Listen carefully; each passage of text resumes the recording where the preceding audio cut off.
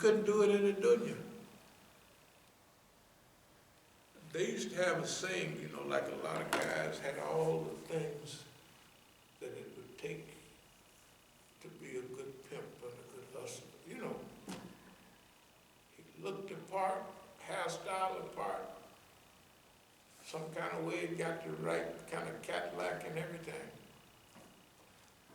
But the real hustle, they said, that boy ain't going nowhere. He's too kind to his dick. He's not going to make it. He's too kind to his private parts. Instead of really pimping, he's on the side pimping, but he's taking them girls and, you know, whatever men and women do. So a real pimp, that they were saying, if you mention their name, you say, oh, that nigga ain't gonna be nothing. He's too kind to his penis. In other words, he's too, whatever that is. Okay, I don't mean to stay on this, but see, there's a certain type of accumulation of knowledge.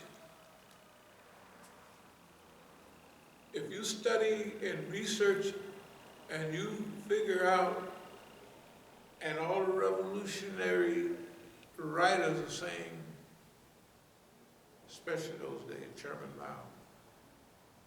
this is a protracted struggle. Those are two words that I remember, protracted struggle. And it's going to be a long-range struggle. The Negroes never had that. That's a thing we never had. And everybody that was successful, that's what they had. They had different phases of struggle, but they had a long time. Sometimes it's up, sometimes it's down. But they had a chance to survive over a long period of time, right? To develop their ability to struggle. Boss man just knocked us out, you know, because we was leading with our head. We was doing everything that he's already trained. And we were so unlucky that one of my partners, I might have mentioned his name, you know, brothers, they had changed from 38 specials to 357 magnums. Why? One brother shot the police, but he shot it right here where his ticket book was. You know that ticket book they used to fold? He didn't kill him. The other brother hit a police, I think it was on a motorcycle, the police rolled over and shot, bam, which they're trained to do. And killed our brothers. So whatever lessons we learned, we gave up lives to learn those lessons. The same thing with everything that we're doing here, that we've been doing, these are lessons learned and implemented. Everything we're doing here, when they hit us in California and stole our paperwork, right? Stole our accordion folders and stole everything and read it. And now their thing is to make you feel like we know everything about you. Well, the only thing you have to do now is they have all of your literature and your thinking process. Don't change it. Make sure that the pattern you have adopted the day before they stole your literature, that all the other literature, all the other notes have the same pattern. Make sure. That's why we wrote Big Victory. But there's something that he don't know, that you are altering your system in your own mind. But you're not altering your behavior no more than 1 or 2%. 3% at the most. Why is that?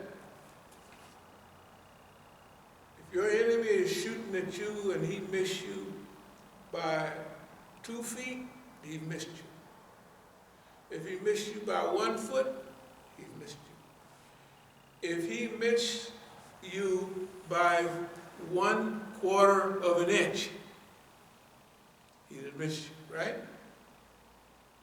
Go right back. Therefore, if you're going to take charge of the environmental realities, you're not going to change 1 foot. You're not going to change 2 feet, you can see it. All you want is them to miss you. So what kind of courage you got? We want boss man to miss us by 1/8 of an inch. And that's the way you're planning on. All you want him to do is miss you. So you have your saying, he can't recognize it. The same. Right? He cannot recognize 1/8 of an inch. This has been going on for decades right here with everybody. Do you remember years ago we was at Lowe's and we bought something and the lady was from Peru. Yeah. And I said to her, Parece Peruviana. And you asked me evidently you knew what the word parece meant, so you'd had some Spanish. Evidently, because you asked me, why does she look like someone? I said, well, now this is true. This is really very, very true. It's truer in Peru than it is in Mexico. Why? In Mexico, they had a revolution, 1910s and all the way up to about 90. So 1 million people transferred all around the country. But in Mexico, they still, in those days, people lived in certain areas. It's like the hadith about Ethiopians, a head like a grape or something. And you look at them, that's what they look like. Right? Right. A raisin head. When you went to Africa, guess what? Everybody, tribes look alike. Tribes look alike, right? Because they all developed from within their tribe. So you know when you're in a different tribal area. Why? Because people look the same. They look like that. Why does it make a difference? Because, like, you know that in Peru, a little bit different from Mexico because you'd have been to both of them a lot. So in Peru, the people from a certain area, and I mentioned Arequipa, they look like her. They got a light, ruddy, look, everybody, it's a tribe. That's what they look like. And you know that, so she's speaking Spanish or Spanish speaking, but the only place they look like her is in Peru, at the southern part, Arequipa. So that's what they look like. Okay. People look like, people have certain behavior patterns, and people do certain behavior patterns. You'll know they're from a certain region because they behave a certain way there.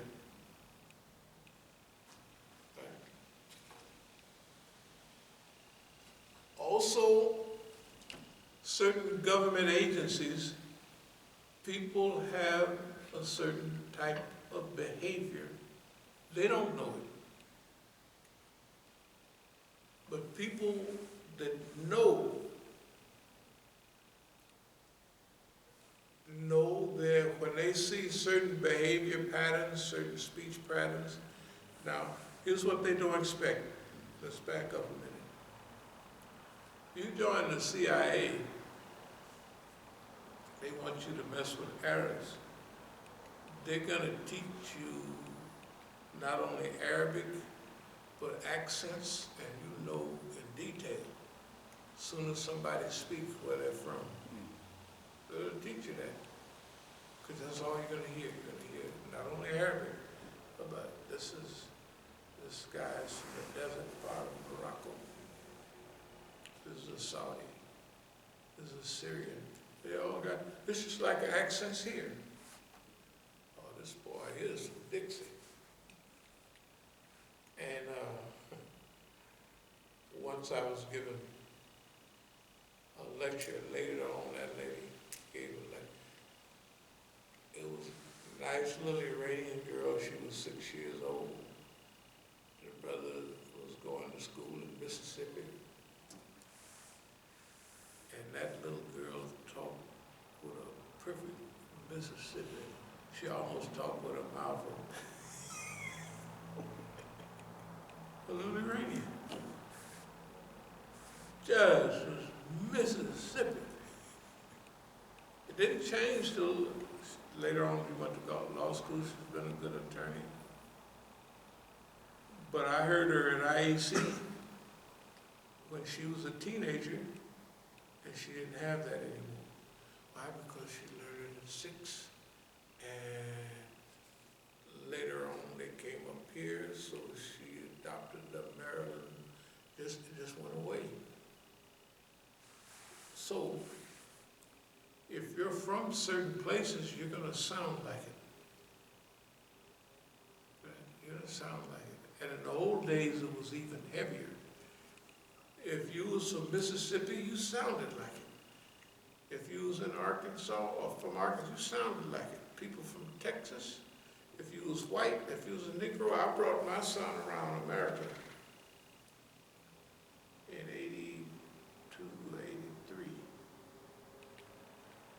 When we would come here and get down to Carolina, he said, Dad, he said, these people sound like Golden Powell.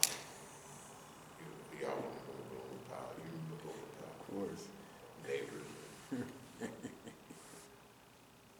And then, that's over here. When we went back through Texas, he didn't even know what the people were saying. He could make out what they was talking about here. But in Texas, he didn't even know what they were saying. And then in some part of the South, even now, like they'll say, darling, what can I do for you? You know, that's the way they talk down there. To niggas. A white woman wouldn't have said no, darling, to a nigga 50 years ago. What can I do for you, darling? That's the way they talk down there, probably still do. Okay. I'm telling you, if you're gonna survive, if you're gonna have longevity, you're gonna have to incorporate a little bit of all of that in what you're doing. It It don't sound like much, but when I looked at that lady at, what's her name down there, she was from Peru. I knew it because I know what she looked like. And when she said a few words, I said, it's from Peru.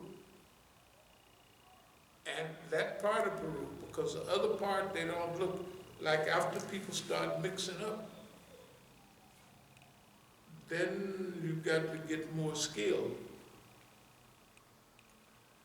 So if you're in Mexico and you're part of where the revolution in 1910,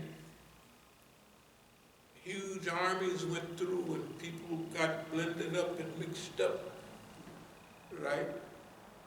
Until the people go back to that accent, their original accent, right? It's hard to realize where they're from exactly. But when I was growing up, you didn't even have to ask no question. If somebody's from Mississippi, you said, this ain't him, da da da. That's a, you know, sound like a machine gun, da da da. And you can't even, English, you can't say that, there, there. That's three positive. That, there. And that's the way the Negroes are talking. Da da da, and this ain't him. This, here.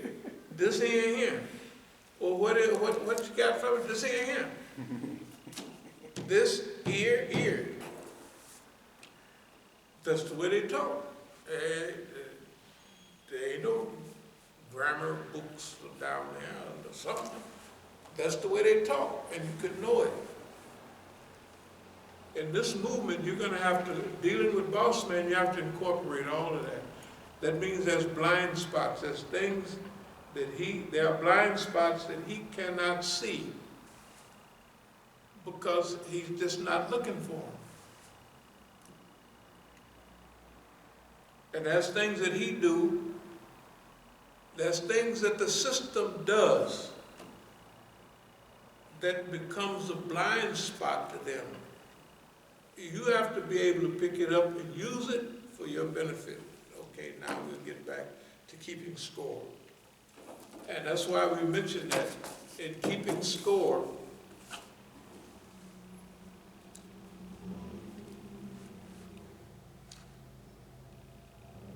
in our management style, there are signs and symbols of CIA behavior, FBI behavior. They have it.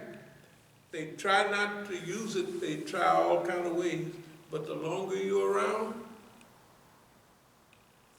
and here's how you're going to beat all of it. Longevity,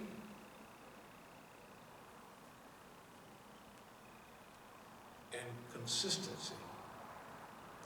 You're going to make the system discombobulate itself.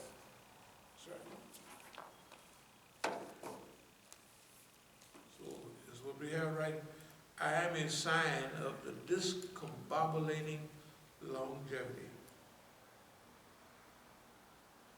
You think we just, all the stuff we done talked about over the years, keep score. You have to keep, how accurate is that? You gotta keep score. We're in the game, right? You gotta keep score. Whatever the score is, you still have to keep it. Well, suppose they got us 95-3. You still have to keep score. Because if you're going to catch up, if you're going to win, you got to know, man, we got a miracle. So you start throwing Hail Marys and everything else. Because that's the only way you're going to get anywhere with the score that bad. Playing them close means that you get so close up on the enemy that he almost can't see you. And it distorts his vision. And you got to see him through his own eyes. You got to see the system through its own eyes. Okay, we're talking about this and you would think, well, you're just lucky. This is just lucky, right? As-Sabiqun is just lucky. That's not true. Excuse me 1 second. Just 1 second. Assalamu alaikum. Mm-hmm. Happy Father's Day. Well, I'll be doggone. It is Father's Day, huh? Yeah, it is. Well, I'll be doggone. How about I treat you to some dinner or something like that? Panera? Yeah. It'll be okay. But I'm in class right now. We'll talk about it in a little while. Okay? All right. Sound like I'm Thank you very much, wife. Oh, yeah, just as happy as Dad as I can be. Yes, I am. It is Father's Day. When you're not in the system, you don't, you kind of know. Anyway, where was I at? Let me put it this way. Keep the score. I'm going to just go off the grid a little bit and say a few things. Look, there's a lot of things going on here and been going on, and we thank Allah for literally everything. We have absolutely no complaints about nobody and about nothing that's happened. The reason why I say that, I believe we're doing as reasonable a job that could be expected from either ourselves or anybody associated with what's going on. For longevity, we're getting on up there. We've been around. We've outlasted everybody. Technically, we have outlasted everybody. Longevity. We done outlasted several, technically it's generations. Because in Jahiliyyah, we outlasted all of the gangsters that, if you talk about the Ward brothers and all of them, we outlasted them in that. If you're talking about revolution, especially the Black Revolution, we've outlasted all of them because we just outlasted them. And in the transition from what we was, the people, our last hero